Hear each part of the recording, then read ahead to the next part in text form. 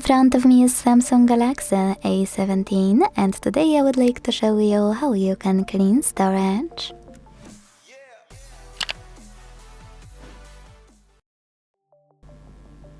I always delete junk files from smartphones I'm testing for them to work better, faster and to save some memory. On Samsung smartphones, I always go into Play Store and download free app called Files by Google, created by Google developer. You might recognize this app because it's mostly automatically installed on Android devices. Samsung doesn't have it though, so you need to get it from Play Store and launch it.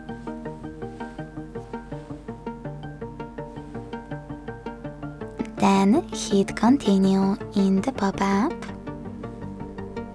Tap on gray switcher next to Allow Permission. And finally, to clean storage, tap on those three lines at the top left corner and select Clean at the top. Then hit Clean under Junk Files and confirm your choice by tapping on Clear in the pop-up.